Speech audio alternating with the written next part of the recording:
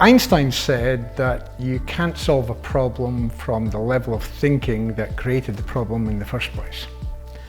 So quite often, that's almost the basis for clients bringing us in to help with the team.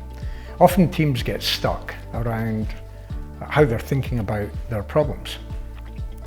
So one of the questions that clients will often ask is, who do you think is the smartest person in the room?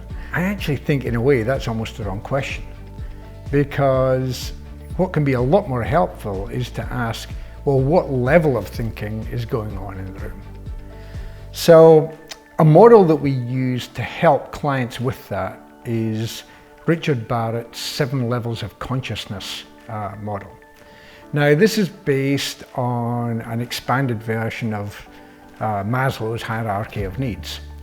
In our experience, most business conversations are going on at what we would call levels 1, 2, or 3. Now, level 1 is all about survival. And underneath level 1, when people are trying to get their survival needs met, it can often be driven by a fear that my basic need of me getting my share or me getting enough isn't going to be met. So that's one level of fear that can be driving the conversation. The next level is around belonging. Okay, so this is the fear that we might not be included or we might not feel that we belong. And again, that's a really normal fear that can be part of a dialogue. The third level is all about our self-esteem and us getting our self-esteem needs met. So the fear there will be that, we don't feel valued for what we are bringing. Subconsciously, a lot of these fears can be playing out in dialogues around business problems. If we can help people realize what the fear is, then often we can transcend that level of thinking and we can move into higher levels of thinking regarding the problem. So in the Barrett model, then that would be moving into level 4, transformation, level 5, internal cohesion, and then level 6 and 7, which is getting more into community and thinking more broadly.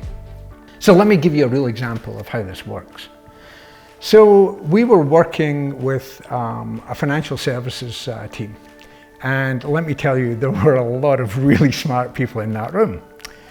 We'd been brought in because they felt a bit stuck around a particular challenge that they had. And in that dialogue then, we took the challenge through the different levels, honoring each level of thinking.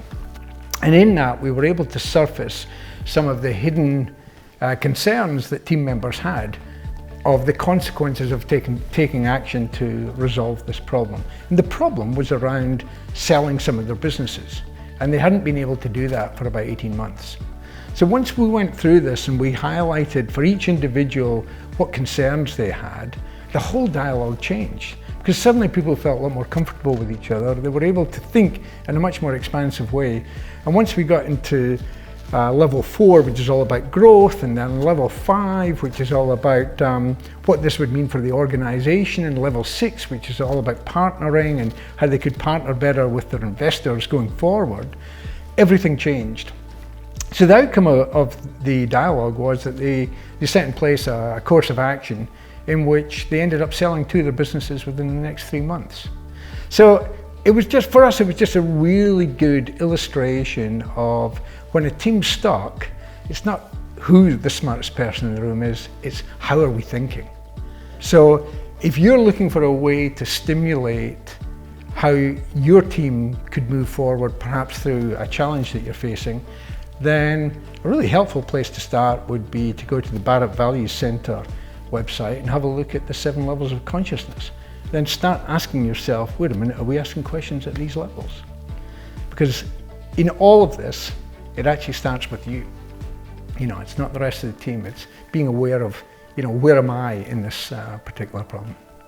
Sharing this 7 levels of consciousness model is really important for me because I've worked with business leaders across all sorts of sectors, and I've seen the impact that this can have in terms of helping them, first of all, realize the fears that they have around their business, but then also transcend them and be able to have different conversations with their teams and with their clients, develop new solutions that are going to take them and their organizations to a much better place.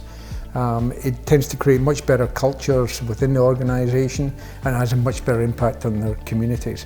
And that's got to be good for the planet. So I feel really passionate about this subject. If you'd like to have a personal experience of what it's like to walk one of your challenges through the 7 levels of consciousness model, I'd love to have you come along to one of our Inspired Leader programs that we run. So you just need to go to our website to find out when the next one is.